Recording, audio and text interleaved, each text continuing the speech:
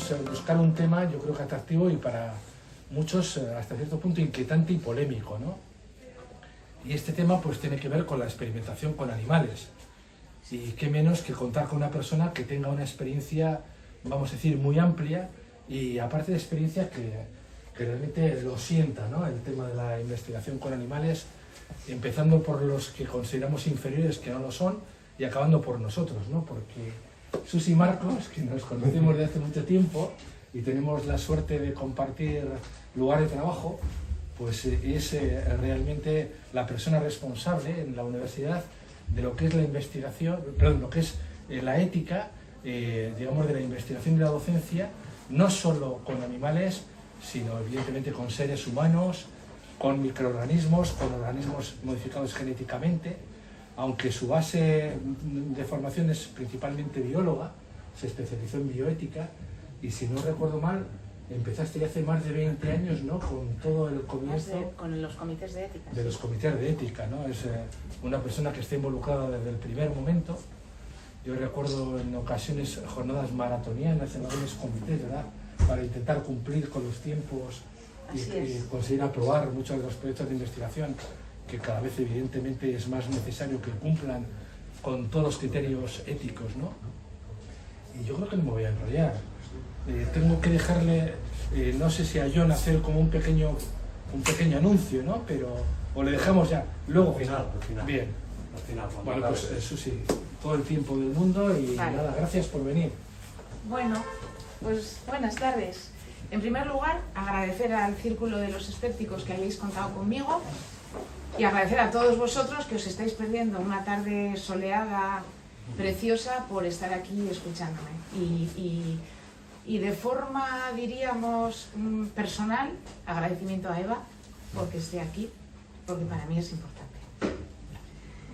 Vale, pues os vais a sorprender porque del cartel que había hecho John con tanto cariño, pues yo no voy a hablar de la perrita laica ni de actividades de investigación de ese tipo. Yo voy a ir directamente a los laboratorios de investigación donde se manipulan, entre otras cosas, pues seres vivos que están incluidos en la actualidad en un Real Decreto y que están protegidos de verdad. Entonces, voy a hablar de experimentación animal. Creo que al final de la charla os podéis llevar una idea de lo que cuesta diseñar y realizar un proyecto con animales, todo lo que hay que justificar y a quién hay que justificar, y que realmente, aunque no es lo deseable, sigue siendo necesario investigar con animales. Entonces, voy a hacer una pequeña presentación de la charla para centrarnos de qué es lo que vamos a hablar hoy y no penséis en la perrita laica. Voy a hacer un recorrido histórico por la ética de la investigación y además quiero hablar también de la historia de la experimentación en seres humanos para que podáis ver la diferencia que hay, que me parece muy importante. Vamos a hablar del momento actual. Ahora mismo hablamos de la ética de la responsabilidad y os voy a explicar en qué consiste. Vamos a ver los comités de ética en experimentación animal, qué papel juegan en la actualidad, y vamos a ver cómo para realizar un proyecto con animales tenemos que tenerlo autorizado por la autoridad competente, que os diré a quién corresponde todo esto. Y por último, como yo estoy en la Universidad del País Vasco, Euskal Herriko Unibertsitatea, pues no me queda más remedio que deciros cuál es la situación de la universidad, y voy a traeros varias líneas de investigación sin identificar a nadie, ni laboratorios ni personas, pero sí para que sepáis qué tipo de animales de experimentación utilizamos ahora mismo en la Universidad del País Vasco y cuál es el valor social, es decir, por qué se utilizan estos animales y qué es lo que se quiere conseguir. Dejar muy claro que, bueno, eso os lo diré más adelante. Vale, pues empiezo. Vale. Vamos a hablar de ética, vamos a hablar de investigación y vamos a hablar de animales de experimentación. Y cuando digo vamos a hablar de ética, todo el mundo dice, esta tía va a filosofar. Bueno, pues si os vais a la RAE, es cierto que la definición es que la ética es la parte de la filosofía que trata de la moral y de las obligaciones del hombre. Esta es la ética pensada. Pero luego hay una ética práctica, que es la ética vivida, que es la de qué debo y qué no debo hacer, qué es bueno y qué no es bueno, que eso en cualquier ámbito de la vida pertenece al ser humano, ¿no? Da igual en qué estamos trabajando o qué estamos haciendo o de qué estamos hablando, que esa ética práctica, esa ética vivida, pues la tenemos a diario todos, no solamente los investigadores y mucho menos los investigadores que trabajan con animales de experimentación. Y cuando hablamos de ese saber práctico, de esa ética vivida, nos estamos refiriendo a principios, deberes, normas y actualmente lo que se ha puesto de moda en llamar valores. Hoy vivimos la época de los valores, todos son valores. Pues esto es de lo que vamos a hablar. Vamos a hablar de investigación. ¿Y qué es la investigación? Pues la investigación es la búsqueda intencionada de conocimientos o de soluciones a problemas de carácter científico. Y además, para hacer investigación necesitamos material de investigación. Y a veces ese material de investigación pues resulta que son seres vivos como los animales de experimentación. Y hacemos experimentos con ese material de investigación en investigación biológica, biomédica, ciencias sociales y ciencias de la conducta. No os voy a decir en jurídicas porque es muy difícil experimentar con animales en ciencias jurídicas, pero si os dais cuenta abarca todo el área de las ciencias biomédicas y sociales y de la conducta. Bien, ¿y todo esto cuándo empieza en experimentación animal? Pues tenemos que retrotraernos a la antigua Grecia. Ya en la antigua Grecia pues se conoció el proceso de la deglución utilizando a un cerdo que le daban de beber agua teñida y le cortaban la garganta para ver por dónde iba. Y de esa manera se puede empezar a conocer cómo funciona fisiológicamente el proceso de la deglución. También la funcionalidad del nervio óptico se aprendió o se encontró entonces utilizando un conejo al que le seccionaban el nervio óptico, el ojo, y le producían ceguera. También Aristóteles es capaz de asentar las bases de la validez en la experimentación animal con afirmaciones del tipo: en muchos casos los atributos descritos para distintas especies son similares tanto en el caballo como en el perro y en el ser humano animal. Estaba refiriéndose a que todos éramos animales. No había animales, no sé, como ahora los distinguimos, ¿no? Animales que tienen o que no tienen esa capacidad de razonar. También se pudo conocer cuál era la diferencia funcional entre los nervios y los tendones utilizando animales de experimentación.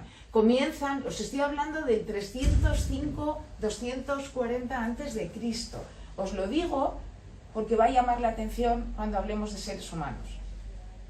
Hacían vivisección, pudieron establecer la diferencia entre los nervios sensitivos y los nervios motores. También el médico del rey Mitrídates VI pues, pudo conocer la acción tóxica de venenos y cómo proteger a su rey de esos venenos utilizando animales. Galeno, en el tiempo de Galeno se mejoran las técnicas de disección, lo que permite conocer que los vasos sanguíneos nacen del corazón y los nervios del cerebro y de la médula espinal. Esto permite interpretar gran cantidad de funciones como las de los pulmones, el corazón, etc. Con esto quiero decir que se ha avanzado mucho en el conocimiento del ser humano utilizando animales de experimentación. En la Edad Media es una época de oscuridad a nivel científico y no hay documentación reseñable del uso de animales de experimentación. Mi hijo dice que todos los monjes estarían recluidos en los conventos y que ahí harían investigación oscura que no ha salido nunca fuera. Bueno, pues podría ser.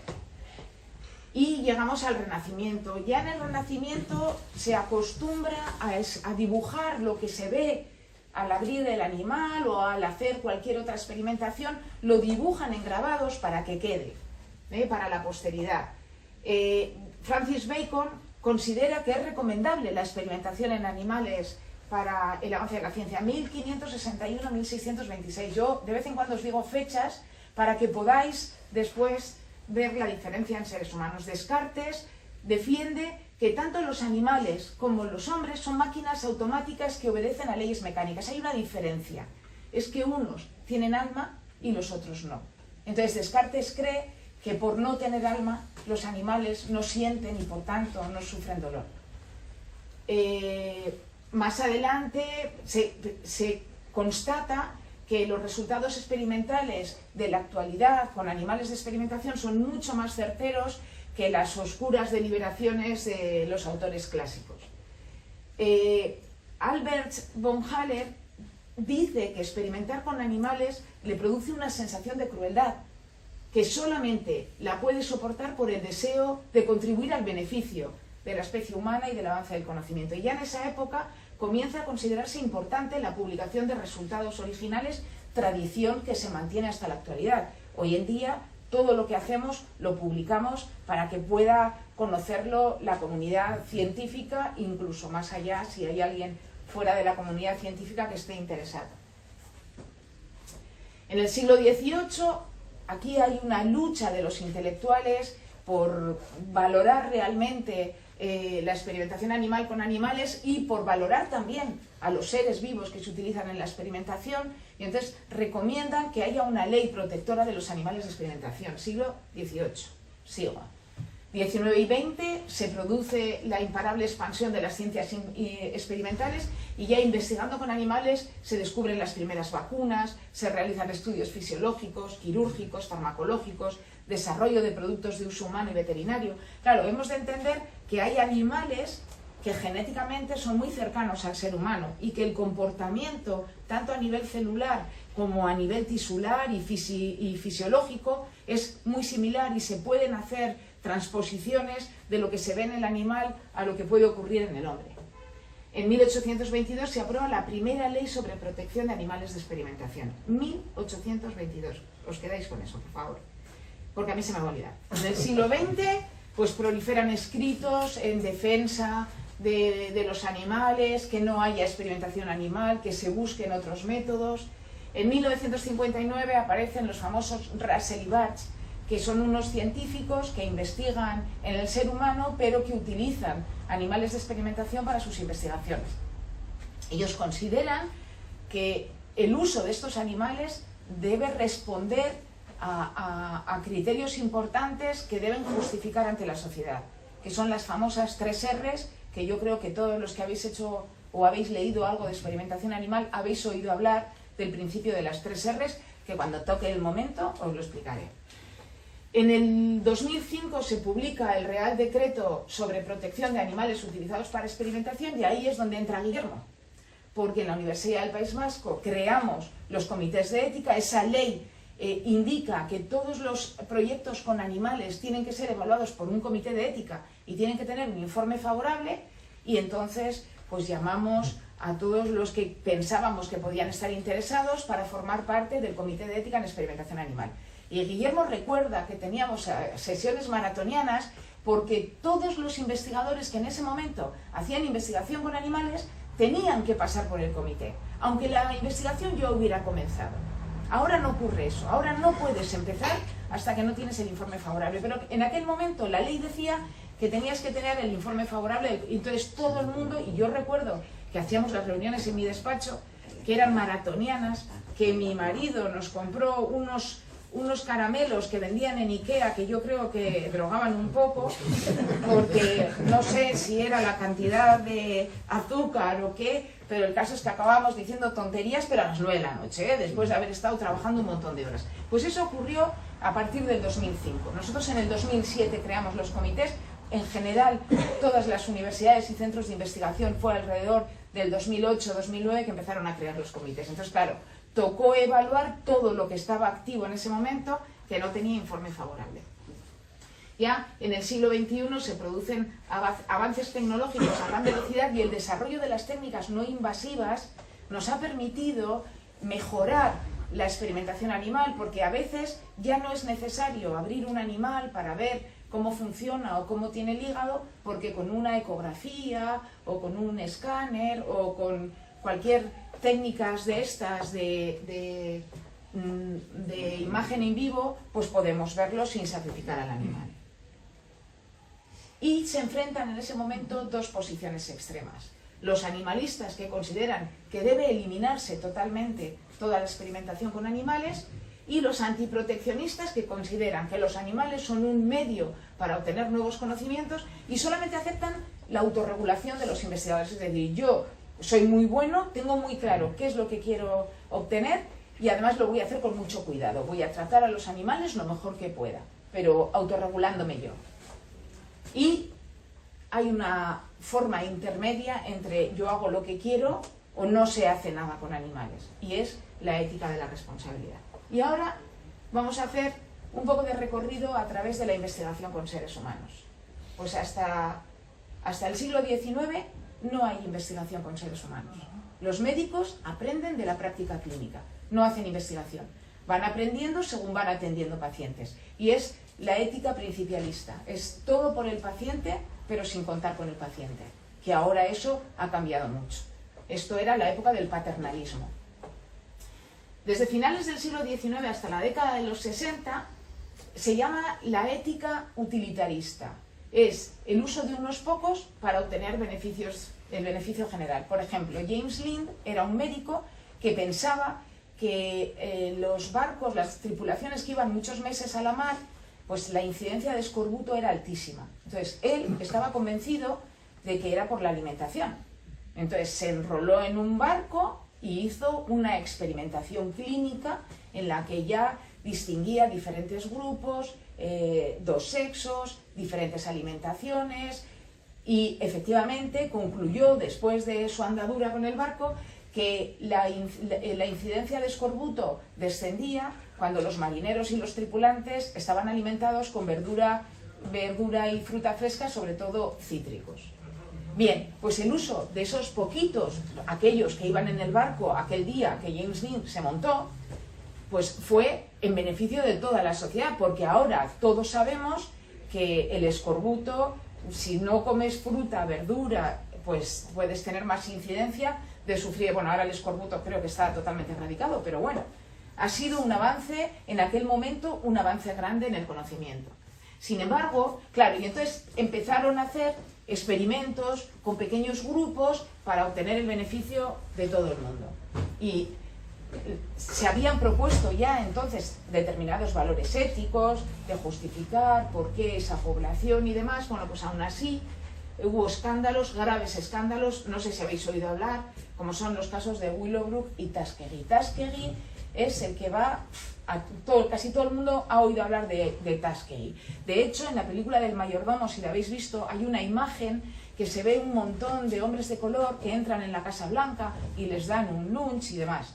Bien, pues esos son los negros supervivientes de Tuskegee. Tuskegee fue un experimento que además lo organizó el Estado Federal de los Estados Unidos, o sea, el gobierno de los Estados Unidos, fue encargado a médicos y enfermeras de la población de Alabama, Tuskegee, y lo que hicieron fue estudiar cómo funcionaba, cómo evolucionaba a nivel físico y mental la sífilis.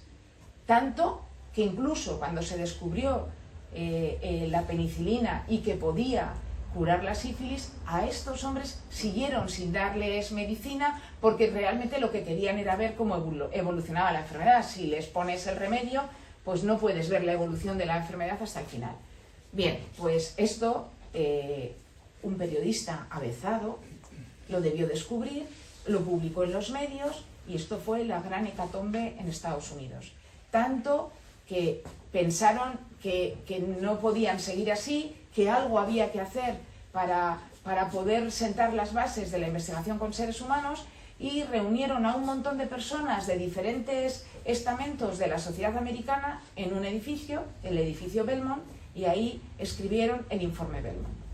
Pues bien, aún así se siguen haciendo cosas mal en investigación y se hace patente una regulación externa. Ya no vale la propia autorregulación que tiene el investigador, sino que tiene que haber normativa legal y tiene que haber comités independientes que no sean los médicos de ese hospital o los investigadores únicos de esa universidad, que evalúen y que supervisen este tipo de investigación para valorar si efectivamente es correcta o no. Hay 4 declaraciones, todavía no he hablado de ninguna ley y estamos en el año 1997. La Declaración de Helsinki, que es la Asamblea de Médicos del Mundo, se reúne en el año 64 y deciden plantar las bases de la investigación con seres humanos, que son las mismas que hoy en día se admiten como válidas.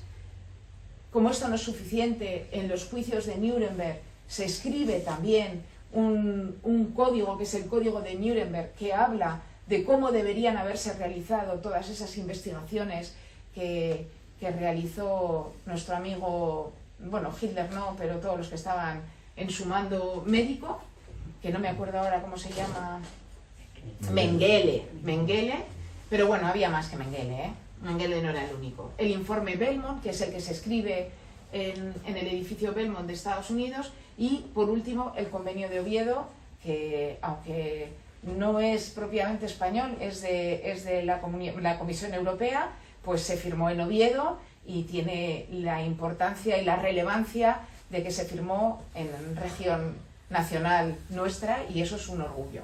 Pues esto es lo que hay, y hasta el año 1997 no ha habido ninguna regulación. En el año 2007 se publica la Ley de Investigación Biomédica, habla únicamente de la ética de la responsabilidad, pero ya tiene una pequeña legislación muy mal hecha, como casi todas las leyes. No contaron con gente experta en el tema y se han dejado muchos flecos, muchos flecos, que están intentando arreglar con reales decretos que desarrollen esa ley, pero va todo muy lento. O sea, yo os puedo decir que en el año de la pandemia tuvimos infinitas reuniones, un grupo de trabajo para elaborar un borrador del Real Decreto de los comités de ética de investigación que fuera el desarrollo de la ley. Trabajamos muchísimo y debe estar debajo de la mesa de algún ministro y poco interesa. Esto es lo que hay ahora mismo en investigación con seres humanos. Fijaros qué diferencia con los animales. Parece que a la gente no le importa que se utilicen seres humanos en investigación, que es necesario también, pero vamos, que hay que planteárselo seriamente, cómo hay que hacerlo. Hay muchos intereses, hay mucho dinero con la investigación clínica. La investigación clínica está bastante más regulada. Pero bueno, esta es la historia. Quería traeros aquí que conozcáis un poco cómo desde el principio de los tiempos ha habido experimentación animal. Se conocía la necesidad de esa experimentación y además ha habido un debate tremendo, tanto entre los intelectuales, los filósofos y los propios científicos, sobre cómo lo debemos hacer, si tienen derecho los animales o no. Vale, pues esta es la historia, esto es lo que hay, y solo os he contado lo que he podido leer. Aquí no puedo hablar de mi propia experiencia. Sí que tengo experiencia. Yo en el año 83 entré en un laboratorio y utilizábamos sangre humana. Íbamos a los colegios junto con la Hermandad de Donantes de Sangre, que pinchaban a los niños, con permiso, por supuesto, y nosotros aprovechábamos y sacábamos un tubito más. Es más, les preguntábamos a los niños que nos dieran sus 8 apellidos, porque necesitábamos sangre con 8 apellidos vascos. No por nada, sino porque queríamos demostrar, estaba trabajando yo en genética, y queríamos demostrar que los valles vascos, que han sido tan profundos y que han tenido tanta dificultad para salir al exterior, la consanguinidad era mucho más alta que en aquellas otras comarcas vascas en las que había habido más facilidad de movimiento de personas. Entonces necesitábamos que tuvieran 8 apellidos vascos para saber que realmente eran de la comarca que queríamos estudiar. No, 8 no, 16 pedían. Bueno, yo en aquel momento pedíamos 8, yo les preguntaba, y yo era una... ¿En qué año? En el 83. ¿En el? 83. Era tan jovencita yo que les pedía los apellidos, y si alguno me decía que se apellidaba Espósito, Bilbao, le decía, ay, tú no puedes participar, y se iba el niño se iba. Esto ahora mismo no debería permitirse. Primero, sería necesario el consentimiento de los padres de esos menores, porque la sangre tiene asociados datos personales que hay que proteger. Entonces, todas estas cosas ahora en la actualidad no deben hacerse así, y los comités de ética estamos para velar que se cumpla la ley, el informe Belmont, la declaración de Helsinki y demás. Bien, pues ahora vamos a hablar de la ética de la responsabilidad, de lo que yo pues sé, todo lo que sé, estos años que llevo de experiencia en la Universidad del País Vasco. Y nosotros, pensando en la ética de la responsabilidad, pues lo que hemos hecho ha sido, vamos a ser responsables a la hora de investigar, vamos a ser responsables cuando hagamos investigación con animales y nos vamos a preocupar por el bienestar de esos animales, vamos a ser responsables cuando hagamos investigación con seres humanos y vamos a proteger a esos seres o a esos sujetos de investigación, y por último vamos a ser responsables con la salud humana y con el medio ambiente. Y entonces hemos creado 3 comités, solamente os voy a hablar de uno, pero hemos creado un comité que evalúa toda aquella investigación que se realice en la universidad que utilice animales de experimentación, lo mismo con aquellas investigaciones que utilicen seres humanos, sus datos o sus muestras, y lo mismo todas aquellas investigaciones que, por ejemplo, utilizan tejidos animales, utilizan fluidos humanos, que tienen un determinado riesgo biológico y que podrían tener peligro para la salud humana si estamos trabajando con el SARS-CoV-2, por ejemplo, con muestras de enfermos, etc. Bien, ¿y qué es la responsabilidad? Pues la responsabilidad es un verbo latino que viene del verbo, la responsabilidad viene del verbo latino respondere, que es prometer, merecer, pagar, y se compone de 2 vocablos. Responsalis, que es el que responde, el fiador, y responsum, que es el obligado a responder de algo o de alguien. De esto es de lo que estamos hablando. Cuando hacemos investigación estamos obligados a responder por varios motivos. Uno, porque esa investigación está financiada con dinero generalmente público, también hay dinero privado, pero generalmente público. Tenemos que responder ante la sociedad del gasto de ese dinero, cómo lo estamos gastando y que lo estamos haciendo correctamente. Además, tenemos que responder ante la sociedad si estamos trabajando con animales de experimentación, con seres humanos, sus datos o sus muestras, o con cualquier actividad que pueda implicar un riesgo al medio ambiente o a la salud del ser humano. Pues esto es la ética de la responsabilidad, que es la experiencia del deber y es constitutiva del ser humano. ¿Qué debo y qué no debo hacer? Pertenece al ser humano. Los animales, por muy desarrollados neurológicamente que estén, son incapaces de plantearse qué es lo que es bueno y qué es lo que es malo y qué debo hacer y qué no debo hacer. Actúan por impulsos, actúan por respuestas, no por pensamiento. Bien, la ética de la responsabilidad se basa en 4 grandes patas. La autorregulación, sí que es cierto que yo tengo que ser consciente de cuál es el beneficio de lo que voy a hacer y cuál es el riesgo que someto a la sociedad, a los animales, al medio ambiente. En animales, en la experimentación con animales, son los valores a proteger, que son 3, no son valores, el valor es el del bienestar de los animales. Pero las 3 R's, las famosas 3 R's de Russell Barthes, que ahora están en la legislación, son el reemplazo, la reducción y el refinamiento. Es decir, antes de empezar a diseñar un proyecto con animales, lo primero que tengo que hacer como investigador es buscar cualquier alternativa al uso animal. Eso es lo primero que tengo que hacer.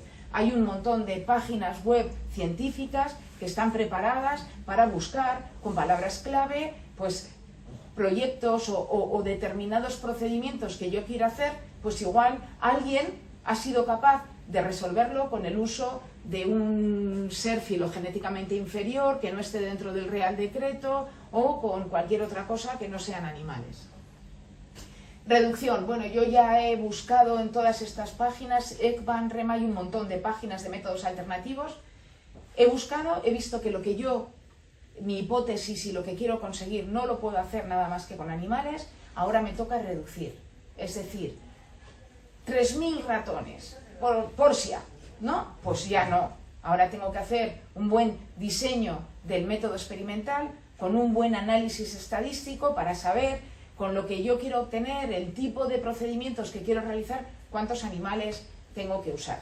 Claro, yo recuerdo que cuando antes hacíamos proyectos era pon 3 réplicas, por si acaso, no vaya a ser que una nos falle, y entonces no era un animal, eran 3 por cada animal que se necesitaba. Bueno, ahora eso está totalmente prohibido. Si necesitas 3 réplicas, bueno, lo vas a tener que justificar muchísimo. De hecho, no conozco ningún proyecto que se haya autorizado con 3 réplicas. Hay que hacer un estudio estadístico muy bueno. Aquí los estadísticos tienen un peso muy importante para ver en función de lo que yo quiero hacer cuántos animales tengo que utilizar. No es fácil, no es fácil. Todavía hoy estamos en la Universidad del País Vasco peleándonos con eso, trayendo gente que nos hable de estadística, de potencia muestral. Es muy complicado. Y el refinamiento. He visto que no puedo hacer lo que quiero hacer si no es con animales. he hecho un estudio estadístico bueno y fuerte para conocer cuál es el tamaño que necesito para realizar la investigación, y ahora me toca refinar. Tengo que aplicar técnicas para refinar al máximo el sufrimiento o la ansiedad de los animales. Entonces, si les voy tengo que valorar cuál es la severidad del procedimiento, y hay procedimientos que son leves o moderados, cuando al animal se le hace poco, los comportamentales, aquellos que se les saca una gota de sangre, esos son leves.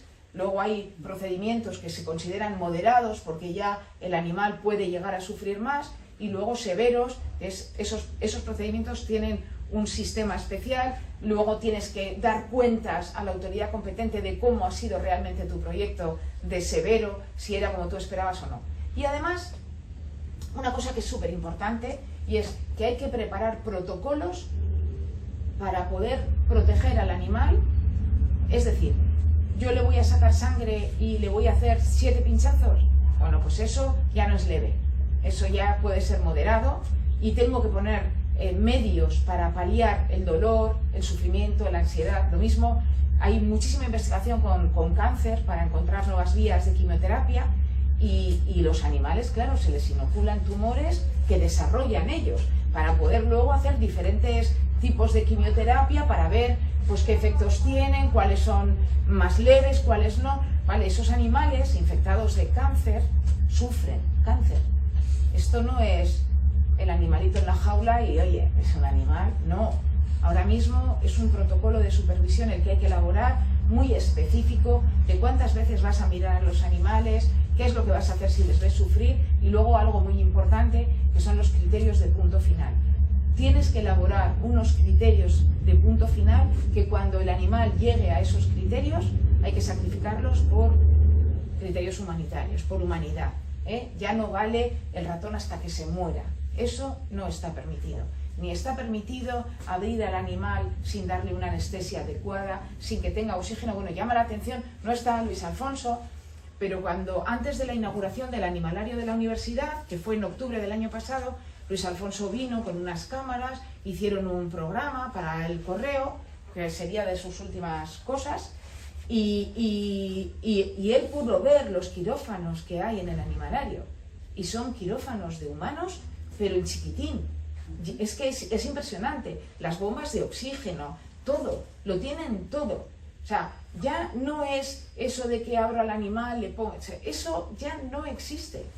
También he de contar que yo, que me he recorrido toda la universidad por todas partes, conocí a Guillermo cuando estaba en medicina. Yo hice parte de mi tesis en medicina y trabajé con ratones. Y en aquella época, estoy hablando del año 87, se cogían de la cola los ratones y se pegaba contra la pollata, y así morían. Esto ahora es impensable. O sea, esto, vamos, primero, no hay ningún comité de ética que informe favorablemente de esto, pero es que no hay ninguna autoridad competente en todo el nivel nacional, y menos en Europa, que autorice un proyecto así, por un beneficio muy grande que tenga. O sea, ahora a los animales se les sacrifica con cuidado, es una eutanasia, ya se les duerme, no hay posibilidad de pensar en lo que yo hacía cuando era jovenzuela, ¿vale? O sea, perdona, pensaba que ibas a decir algo. Esto porque también ha trabajado con animales, Guillermo, o sea que él sabe de lo que estoy hablando porque era en aquellos tiempos. Pues eso ahora no está permitido. Esas son las 3 R's, esto es, los valores a proteger en la experimentación animal. Luego hay una legislación que me llama muchísimo la atención porque es súper estricta. O sea, tiene muchísimas sanciones, tiene controles y no se lo puede saltar nadie. No hay un solo proyecto. Bueno, hay gente que miente. Ahora me estoy acordando de Vivotecnia. Pero no hay, que yo conozca, ningún proyecto de investigación. Por ejemplo, los casos como Vivotecnia hacen muchísimo daño a la investigación con animales. Muchísimo daño. ¿Por qué? Pues porque es un caso de 10.000 y es el único que se publica. Cosas como la que hoy estoy haciendo yo es poquísimo. El programa que hizo, o el artículo que hizo Luis Alfonso Gámez para el correo, se ve poquísimas veces. O sea, acabo diciendo en mi charla que lo más importante ahora mismo es la transparencia. Si la sociedad sabe el valor que tiene la investigación que se está haciendo en las universidades y en los centros de investigación y los animales que se utilizan, seguro que todo el mundo está encantado. Vamos, después del COVID, Esto ha cambiado. Toda la sociedad piensa de manera diferente.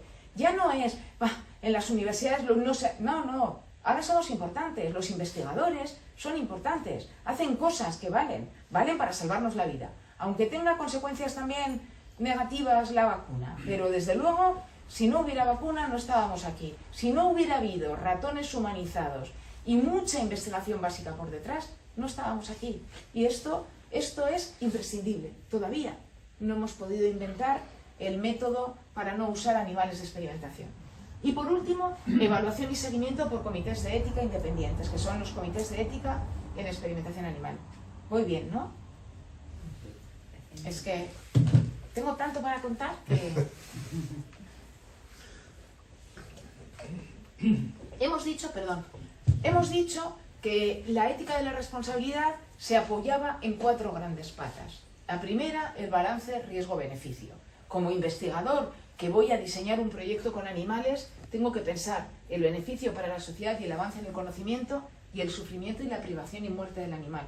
Me tengo que poner esas 2 cuestiones en la balanza para ser consciente de si merece la pena, si el beneficio realmente va a haberlo o no, y eso, ahí también entran mucho los comités de ética.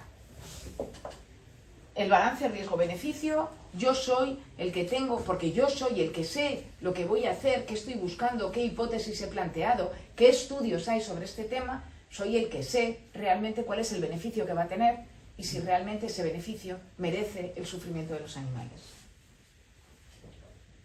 La segunda pata eran los valores a proteger, ya los lo he contado, están por encima de los objetivos de la investigación, eso hay que tenerlo muy claro, y son el reemplazo, la reducción y el refinamiento. No voy a hablar más, creo que ya he dicho bastante. La legislación, bueno, pues en el 2010 la Unión Europea publica la Directiva 2010/63 y su transposición en España es el Real Decreto 53/2013, por el que se establecen las normas básicas aplicables para la protección de los animales utilizados en experimentación y otros fines científicos, incluyendo la docencia. Bien, lo que dice esta ley es que todo proyecto de investigación con animales solo se realizará en el centro usuario autorizado, es decir, en un animalario. Nosotros tenemos un animalario en la Universidad del País Vasco que ha sido autorizado por el Gobierno vasco y la Diputación. Es un centro usuario autorizado y solo en el animalario se pueden realizar experimentaciones con animales. Los animales de experimentación serán obtenidos de centros criadores, suministradores o usuarios. Ya no vale... Bueno, os voy a decir, yo tenía un compañero de carrera, es que tengo mucha... Me dicen que tengo la maldad del conocimiento. Yo hice biología y en aquel tiempo ya empezaban numerus clausus en medicina. Y entonces, si no entraban en medicina, les dejaban hacer primero de biología y luego entraban en primero de medicina con prioridad a la selectividad. Había un porcentaje que entraban. Entonces yo tenía un compañero que luego fue médico, o sea, sí, es médico, sí. Y que yo le conocía, pues se iba a las calles por la noche, cazaba gatos y se los vendía a un profesor de la universidad que ya está jubilado, a quien conozco. Y así se hacía, sí, se los vendía y se los compraba y usaba gatos y también alguna vez perros, cogidos de la calle. Esto ahora está totalmente prohibido. Si se va a usar un animal de experimentación, tiene que venir de un centro usuario registrado para la cría de animales de experimentación. Es decir, esos animales, si no fueran utilizados en investigación, no existirían. Quiero que quede muy claro, porque creo que como no somos transparentes y no explicamos nuestro trabajo tan bien como deberíamos, la sociedad se piensa que pobres animales, que fíjate, con la buena vida que tendrían, no tendrían vida. Solo se crían para experimentación. Hay requisitos adicionales, sí, porque en centros criadores de perros, bueno, ahora hay una ley nueva y hay requisitos adicionales para ellos. Pero bueno, en general tienen que estar, bueno, es que se les pone un chip en la oreja que les hace un poquito de daño, entonces bueno, por eso tienen requisitos adicionales. Y trabajar con primates es muy difícil, se trabaja cuando se justifica la necesidad y se trabaja, pero es muy difícil. El investigador responsable debe cumplir con el principio de las 3 R's, os lo he dicho antes, está en el Real Decreto, en la legislación, y luego el proyecto con animales debe ser autorizado por la autoridad competente, que en el País Vasco pues tenemos 3 autoridades competentes porque tenemos 3 territorios históricos, y para las actividades de investigación que se realizan en Vizcaya, la autoridad competente es la Diputación de Vizcaya, para los que se realizan en Álava es la Diputación de Álava y para los que se realizan en Guipúzcoa es la Diputación de Guipúzcoa. Nos lo hace muy difícil a los que gestionamos todo esto porque son 3 comunidades diferentes, o sea, 3 territorios diferentes que funcionan de diferente manera. Entonces, bueno, pues el sistema administrativo es más complejo, pero bueno, en otros sitios, pues en Madrid, por ejemplo, es la Comunidad de Madrid la que es competente, tendrá un departamento de ganadería que será quien sea responsable de esto. Para que veáis que no solamente soy muy buena y lo voy a hacer muy bien, sino que tengo una ley por detrás que además me pide que presente memorias, que presente resultados, que publique mis datos. Evaluación y seguimiento por los comités de ética independientes. Os voy a hablar del Comité de Ética en Experimentación Animal, porque si ya hablo de los demás, y porque hemos venido a hablar de animales, os hablo solamente de uno. Pero quiero que sepáis que tenemos 3 y que los 3 se evalúan de la misma manera.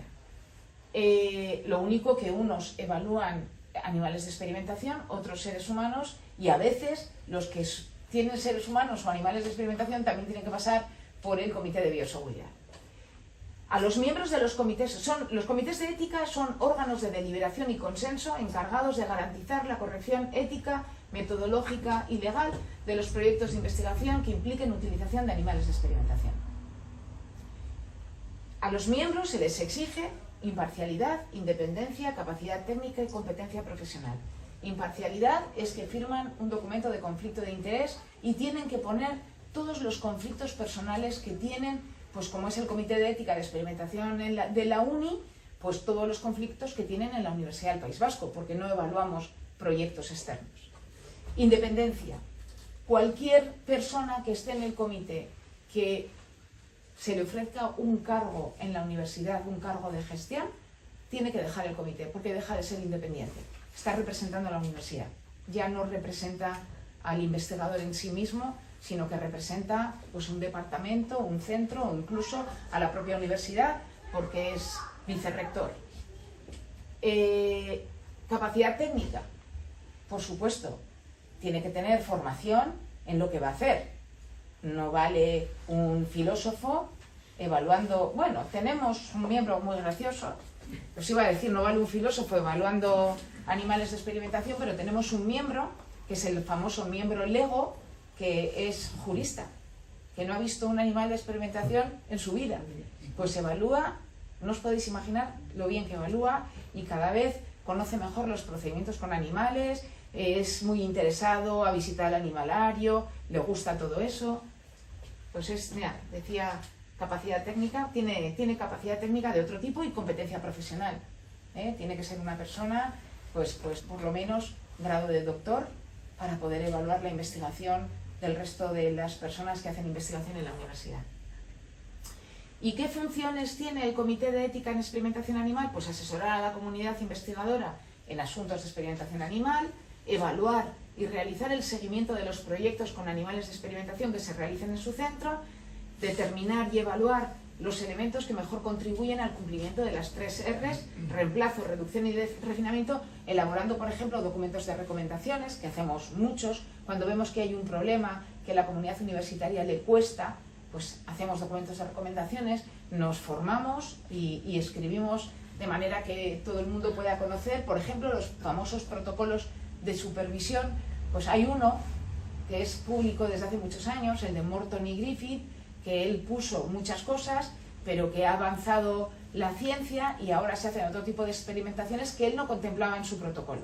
Claro, todo el mundo coge el protocolo, no, es que toda la vida han usado el protocolo de Morton y Griffith. Bueno, pues ahora nosotros hemos intentado hacer protocolos en casos como los que no había dentro del protocolo de Morton y Griffith, para que pues todo el mundo sepa qué es lo que tiene que revisar cuando ha inoculado un tumor o cuando está produciendo una enfermedad mental cerebral en los ratones, etc.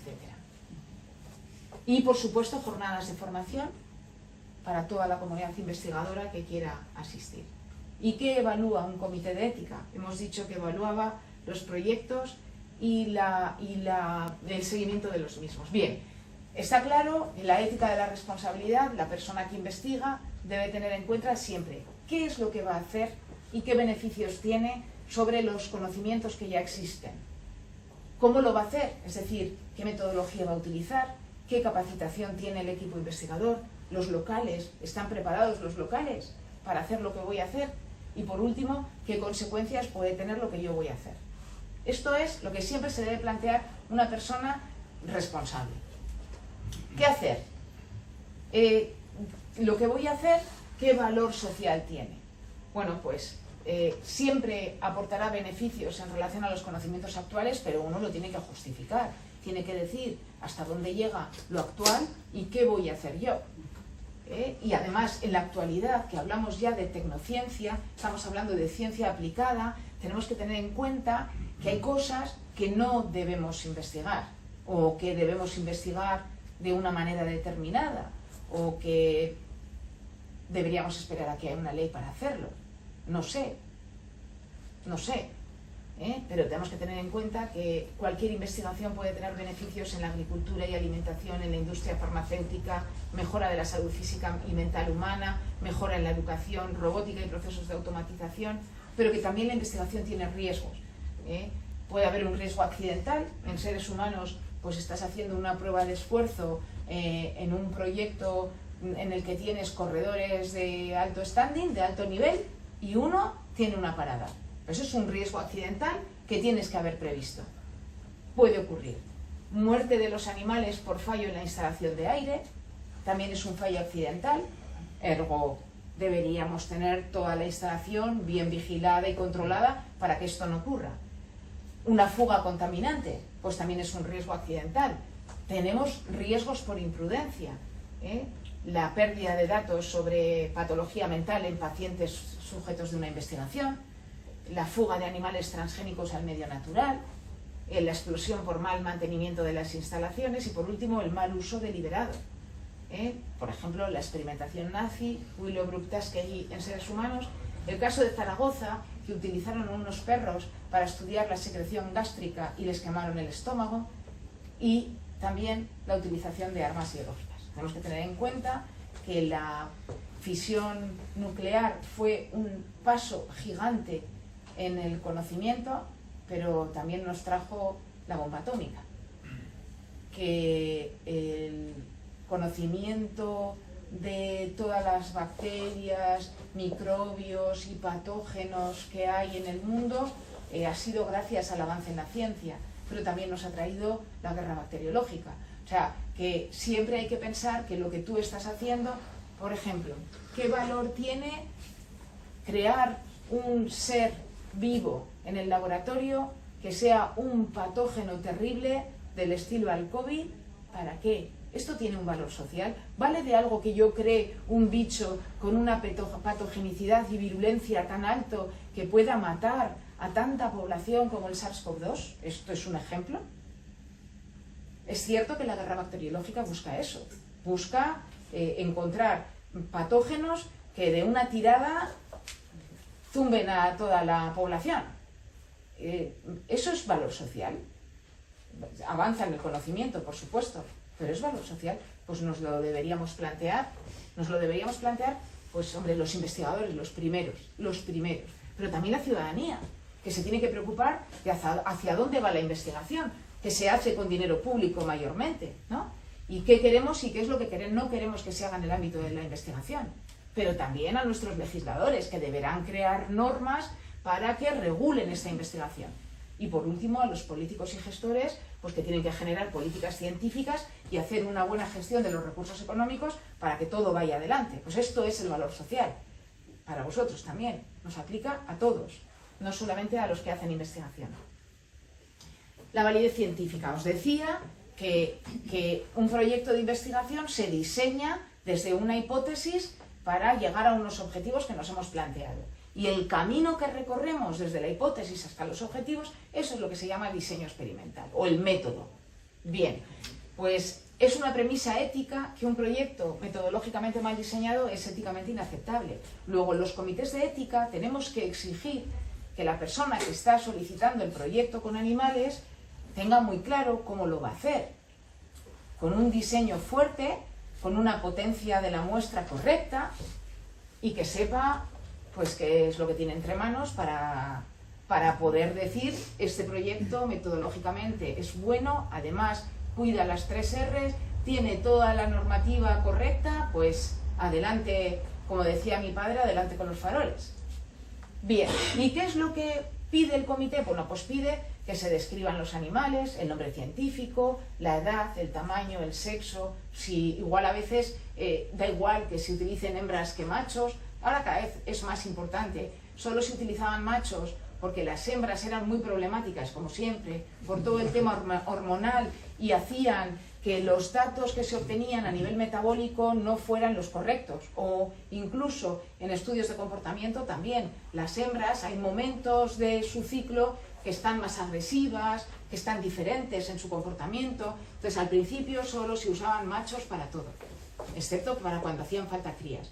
Ahora ya no, ahora ya se tiende a que si solo quieres machos lo tienes que justificar, porque también el estudio de las diferencias hormonales en los animales a la hora del metabolismo, de la fisiología, también es importante para luego aplicarlo en el ser humano.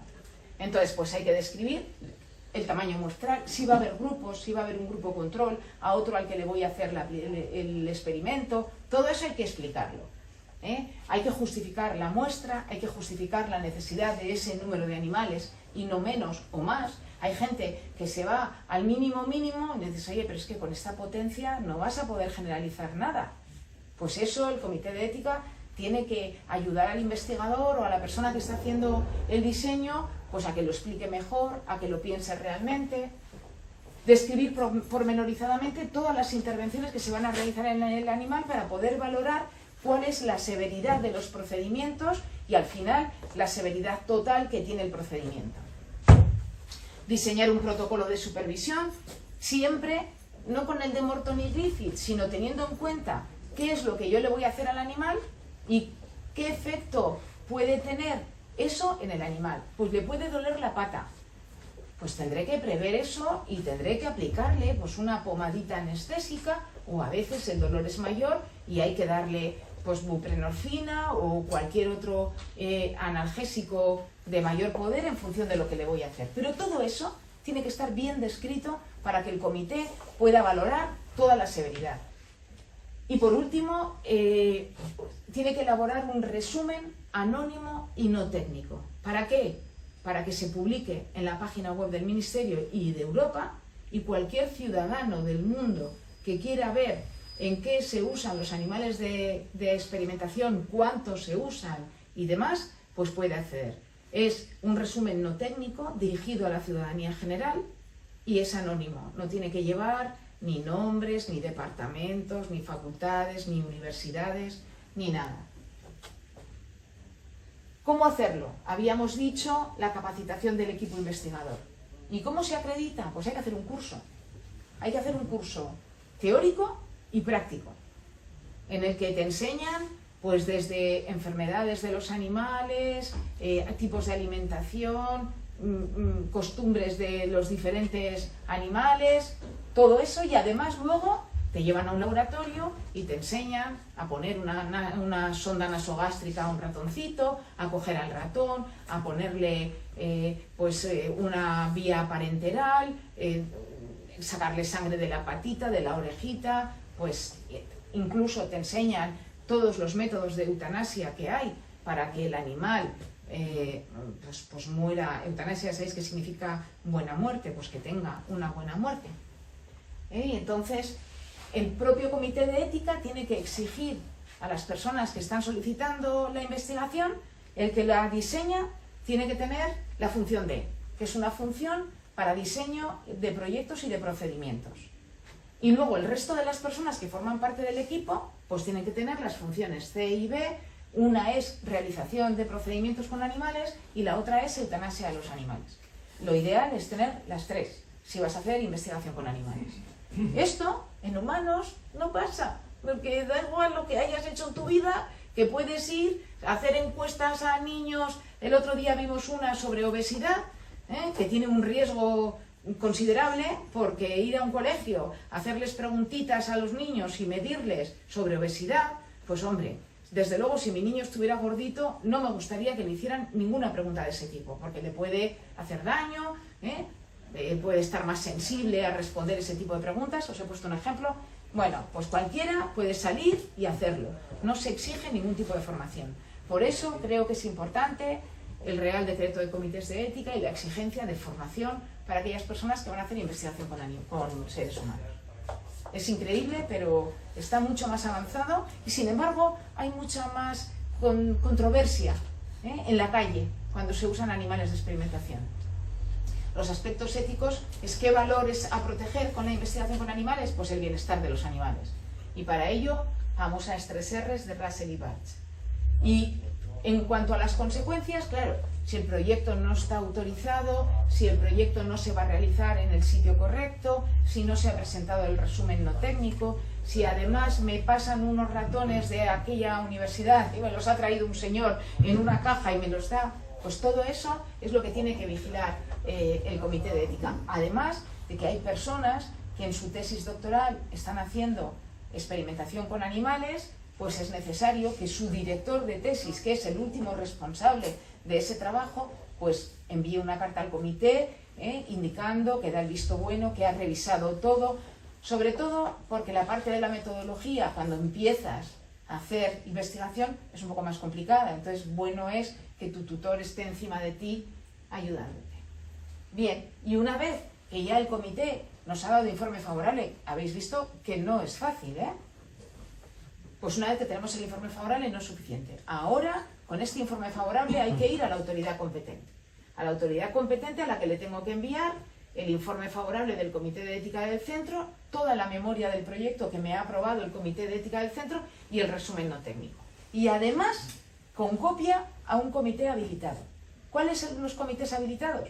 Pues son aquellos comités que hemos pasado por una criba y la autoridad competente, que en nuestro caso es el Gobierno vasco, ha dicho, este comité es correcto y se acredita como comité de ética en experimentación animal. Pues como comité de ética en experimentación animal también tienes que revisar lo que el comité de centro ha evaluado para ver si realmente ese proyecto... O sea, fijaros las cribas que tiene que pasar un proyecto con animales. Bien, todos los años se comunica el uso de animales en la página web a la que puede acceder la población para conocer el número y especie de animales y los proyectos en los que se utilizan. Y todos podéis acceder y ahí vais a tener todos los RNTs de todos los proyectos que se han autorizado a nivel nacional. Por supuesto, muchos también de la UPV. Esto es transparencia. Es enseñar a la sociedad. Lo que pasa que es una transparencia chiquitina. Está en una página ahí que tienes que conocer la página, llegar, no es fácil. No es fácil ni para mí, pero bueno. Ideal sería que charlas como la mía fueran más, y además no de mí, sino de investigadores que hacen investigación, que se tienen que sentir orgullosos de lo que están haciendo y que tienen que justificar a la sociedad lo que están haciendo. ¿Y cómo estamos en la actualidad? Pues os voy a hablar de la Universidad del País Vasco, no puedo hablar más. De la que me siento terriblemente orgullosa, no digo más. Pues por ejemplo, tenemos un proyecto en el que lo único que intentan es aportar compuestos que favorezcan la reparación y la generación de la córnea en casos de defecto epitelial persistente y de úlceras corneales crónicas. Esto lo hacen en conejos. Realmente lo que quieren es, cuando hay un trasplante de córnea, a veces el propio ser humano ¿cómo se dice? Cuando no acepta el injerto, lo rechaza. Entonces, lo que están intentando es encontrar ese tejido que pueda arropar la córnea y no haya posibilidad de rechace y haya fácil crecimiento celular. Y para esto se utilizan 30 conejos de la variedad New Zealand White. Hay otro estudio que lo que está intentando es ver las posibilidades de reinfección por ingesta de larvas de anisakis en peces. Es decir, los grandes buques pesqueros pescan, suelen limpiar lo más de anisakis que hay en el pez y eso todo vuelve al mar. Ellos están estudiando si eso puede revertir en los peces que están y los últimos de la cadena es el ser humano. O sea, estamos hablando de la famosa, el término ahora que está de moda, que es el One Health. Hay que pensar en el círculo completo. Bien, pues esto están trabajando, han utilizado 100 lubinas y bueno, pues lo que ellos dicen que tradicionalmente se ha entendido que todas las vísceras de desecho podrían fomentar la presencia de larvas anisakis en los productos pesqueros, productos que luego van al mercado y que nos comemos los seres humanos. En este proyecto, que lo que quieren es una manera de reemplazo del uso de animales. Usan pocos, pero lo que hacen es con sus muestras crean cultivos celulares para tener muchas células, que es lo que ellos estudian. Entonces, es una forma de reemplazo. En vez de usar muchos ratones, usan menos. Ellos lo que pretenden es encontrar cultivos de microglía para ver cómo funciona la microglía a nivel in vivo y poder imitar al sistema in vitro para poder aplicar al sistema in vivo. Tiene infinidad de aplicaciones, desde el testado de fármacos, descubrimiento de mecanismos patológicos, hasta la medicina personalizada. No lo he dicho, lo iba a decir antes y he dicho, no, lo digo en su momento, y se me olvida decir que quiero que quede claro que ahora mismo en las universidades se hace investigación básica, que parece que lo que hacemos nosotros luego no tiene una aplicación directa. Pero esto es el paso a la clínica. No podemos entrar en clínica si no hemos hecho toda esta investigación básica, hemos agrupado todo este conocimiento para luego aplicarlo en clínica. Este proyecto lo que hace es utilizar 144 ratones adultos, 72 ratones gestantes y 360 embriones. Los embriones también se cuentan como animales de experimentación y lo quiere estudiar en el síndrome de Angelman, que es una enfermedad rara humana, que bueno, se caracteriza por retraso mental, epilepsia, déficit de lenguaje, dismorfia facial y un fenotipo conductual característico. Se ríen en momentos hacen cosas raras. Bien, está causado por el déficit o la inactivación de un gen, el gen V3A, que tiene la función de colocar un marcador en las proteínas para que se degeneren. Si este gen tiene un problema, pues su función la va a hacer mal. Eso es lo que ocurre con la enfermedad de Angelman. Entonces, lo que quieren es encontrar las proteínas que genera este gen para poder detectarlas y para poder aplicarlas pues, a vías terapéuticas en el tratamiento y la mejora de los síntomas de esta enfermedad. Si conocemos qué proteínas son y podemos marcarlas y ver cómo funcionan, igual podríamos hacer algún tipo de fármaco o algo que pudiera aliviar esta enfermedad. Claro, para trabajar con esta enfermedad es necesario 1 gramo de cerebro. ¿Quién se presta a que alguien le haga un agujero en el cráneo y le coja 1 gramo de cerebro? Pues habrá que hacerlo con animales, que son los más similares a la fisiología humana, para poder estudiar la enfermedad. Aquí os voy a presentar 2 proyectos que son investigación con cáncer, que utilizan ratones de la especie Mus musculus, son ratones inmunodeprimidos, tienen una modificación genética y entonces son imprescindibles para poder probar la eficacia y seguridad en humanos de muchas técnicas de quimioterapia. Y aquí lo mismo, hacen un estudio sobre el desarrollo del cáncer de colon, la inflamación que tiene el colon y el desarrollo de cáncer, y buscan tratamientos para reducir o prevenir esta inflamación y por tanto el cáncer. Bien, pues esto es todo lo que os quería contar. Y ahora cualquier pregunta que queráis hacerme, pues estoy a vuestra disposición.